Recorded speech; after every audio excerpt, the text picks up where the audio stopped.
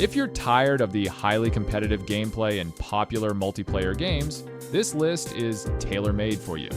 In this video, I'll showcase some games known for their good stories. Before we get started, keep in mind that this list is sorted in no particular order. So, let's dive in. I know some of you may raise your eyebrows, but let's start this list with Assassin's Creed 4 Black Flag. Come on, this is undoubtedly one of the best entries in the series, and also very, very pretty.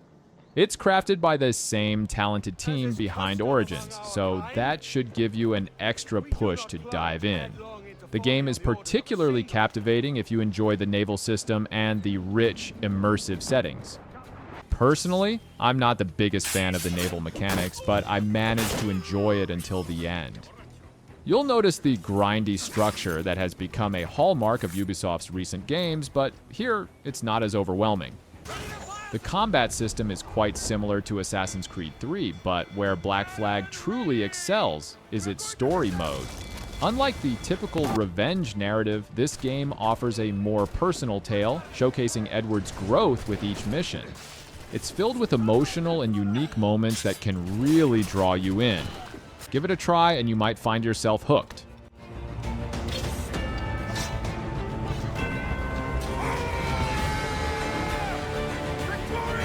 Next on the list, we have the Dishonored series, which includes both Dishonored and Dishonored 2. Where to start with this one? The Dishonored series brings something very unique to the table, its level design. What truly stands out is how perspectives are built within these levels. The views are stunning, the areas feel expansive, and even the simplest alleyway looks captivating. Whether you're inside or outside, everything feels like an integral part of the world. I'm sure you'll appreciate that.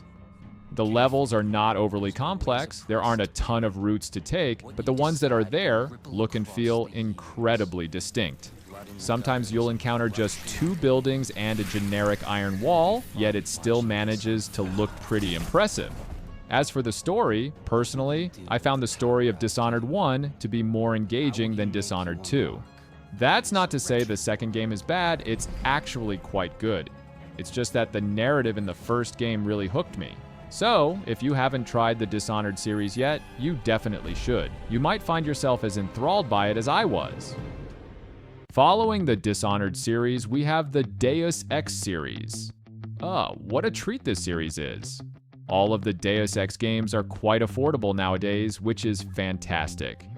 Just a heads up though, I steered clear of Deus Ex The Fall as I respect myself enough to avoid mobile ports to PC.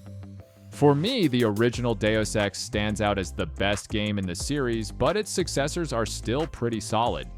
The gameplay in Deus Ex is superb, making you feel like a badass super soldier with a bunch of powers at your disposal.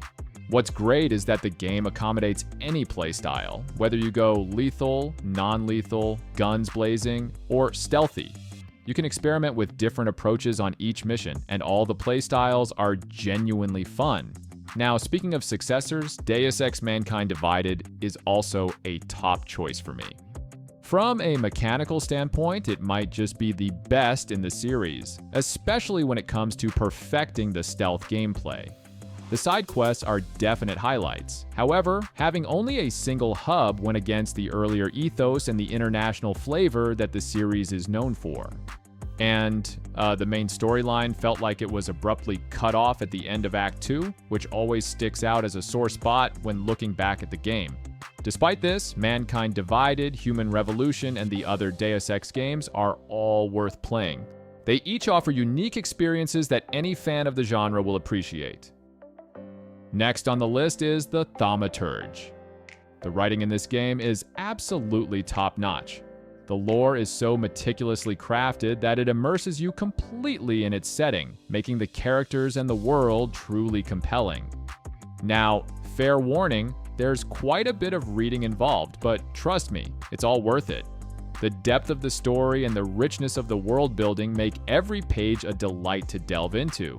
However, I must say, if you're not a fan of extensive reading, this might not be your cup of tea. Now, on to the RPG elements. The Thaumaturge may not fit everyone's expectations of a traditional RPG.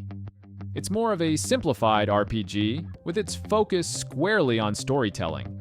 Combat is present, but it's not the main attraction. It's interesting, sure, but it can feel a bit repetitive since there's no need for preparation or grinding. You basically enter combat with full health and heal up afterward. Plus, there are no shops, currency, or items relevant to combat, which might disappoint some players. However, progression in the game primarily occurs through exploration, allowing you to gain thaumaturgy points to advance through a skill tree. Personally, I found the game to be on the easier side, but that's part of what makes it so enjoyable. It's not for everyone, but if you're someone who loves a choice-driven, story-focused RPG with deep lore and doesn't mind a lot of reading, then the Thaumaturge is definitely worth checking out. Up next, we have Call of the Sea. Oh, let me tell you, the game's story is very interesting. Yes, very, very interesting. Set in the 1930s, you play as Nora, a woman battling a terminal illness. Her husband ventures to a cursed island to find a cure for her illness, but then mysteriously doesn't return for a long time. Nora, driven by love and desperation, travels to the cursed island herself to find him. The story might not seem all that impressive from this brief overview, but it's incredibly captivating. There's so much more to her illness and the island's curse that it feels like a Hollywood movie. I don't want to spoil anything, so you'll have to experience it yourself to understand the depth and intrigue. Call of the Sea is fundamentally a puzzle game, and the puzzles are incredibly well crafted and enjoyable. They might be challenging, requiring you to do quite a bit of research and exploration around each section to solve them, but that's part of what makes the game so fun.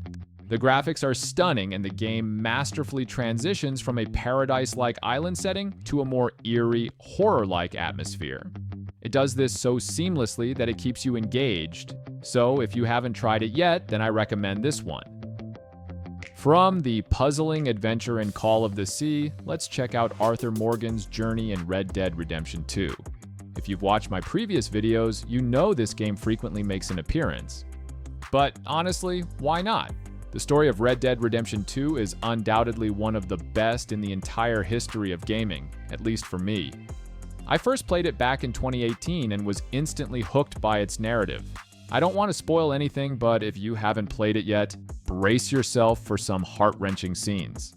Beyond the story, the world of Red Dead Redemption 2 is incredibly rich and immersive. Every corner of the map is filled with detail, and even speaking to random NPCs can lead to new and interesting encounters. The game's attention to detail is just phenomenal. It's just a bit of a shame that we didn't get any DLC for this game. Despite that, Red Dead Redemption 2 still offers a wealth of content and new experiences, even to this day. The sheer amount of activities and the depth of the world keep it fresh and engaging. If you haven't experienced Arthur Morgan's journey yet, now is the perfect time to saddle up and dive into one of the greatest games ever made. Come on, show me something. You better not drop it. You better not. Next on our list is Murdered Soul Suspect. I have to admit, I was a bit hesitant to include this one, as there are some aspects of the game that I'm not particularly fond of.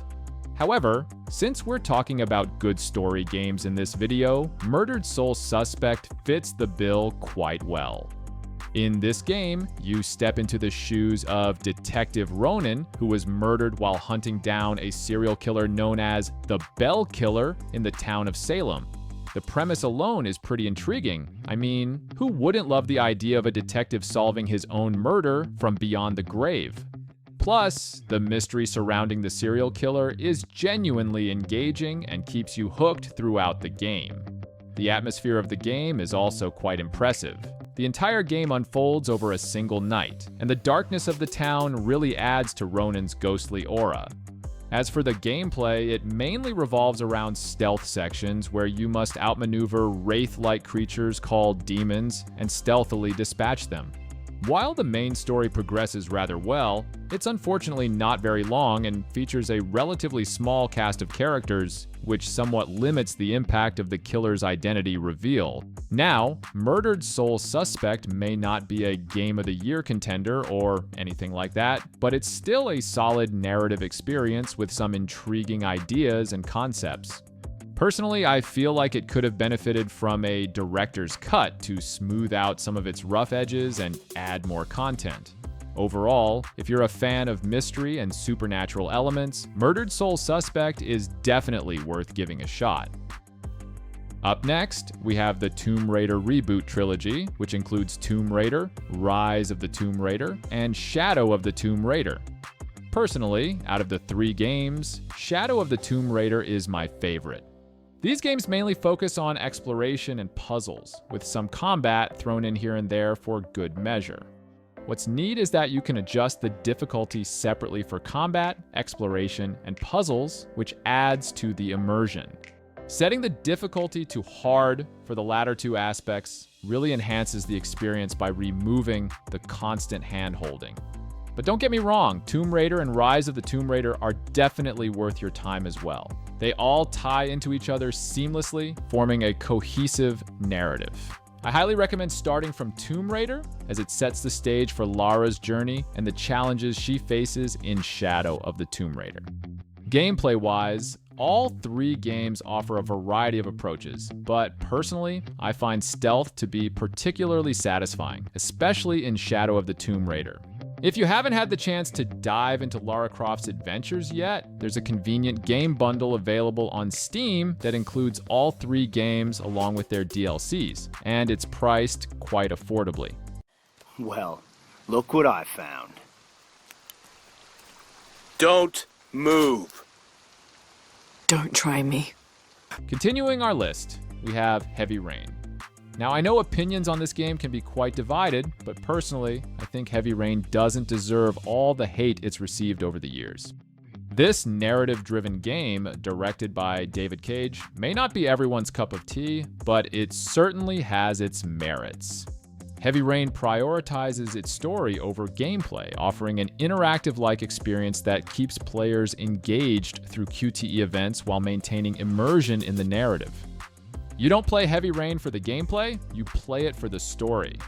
Admittedly, the controls can feel a bit clunky, and the voice acting may not hold up to the standards of today's games. But despite these flaws, Heavy Rain remains a compelling experience, especially considering its time of release. The intricate plot and morally challenging decisions make for a gripping journey that sticks with you long after you've finished playing. So while Heavy Rain may not be perfect, it's definitely worth a playthrough if you're a fan of narrative-driven games and don't mind a few rough edges. Next on our list is Hi-Fi Rush, the final game installment from Tango Gameworks, following their unfortunate layoff by Xbox. While we won't be seeing more from them, thankfully, their last game, Hi-Fi Rush, didn't disappoint. This game combines the rhythm gameplay of titles like Patapon with the high-octane action reminiscent of Devil May Cry, resulting in a perfect blend of memorable story that just clicks once you dive in. But the goodness doesn't stop there.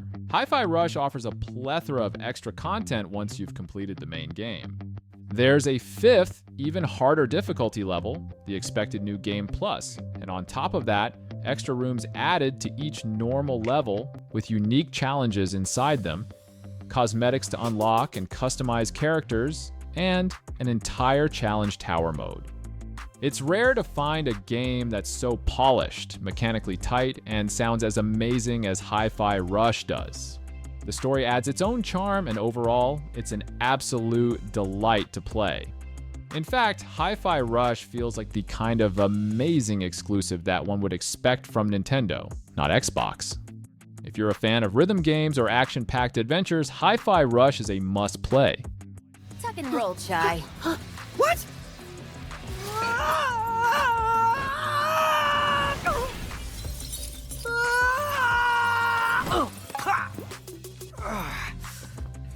Next on the list is Psychonauts 2. This game is a direct sequel to the 2005 Psychonauts, And while the first game is definitely a classic, I have to say Psychonauts 2 is even better. It picks up right where the first game left off, or more accurately, after the events of the Rhombus of Ruin. The story revolves around a conspiracy theory plot that keeps you guessing about who the mole might be. You may find yourself coming up with your own theories while playing the game, only to be completely surprised by the reveal. It's fascinating how deep the game's universe goes. The campaign story is a significant upgrade from the original, with a grander scale and more complex themes. The writing retains its signature tongue-in-cheek humor, which may make you laugh quite a few times, especially during interactions with the quirky cast of characters. Visually, the game is a treat for this kind of genre. Every character is a quirky, exaggerated mix of shapes, giving it a distinctive, almost Pixar-like style. Psychonauts 2 is a worthy follow-up to the original, matching the quality of big titles like Devil May Cry 5. It's a must-try for anyone looking for a solid single-player experience. We all make mistakes, and we all need help sometimes. But we all deserve a second chance. And to conclude our list of good story games, we have the Yakuza game franchise.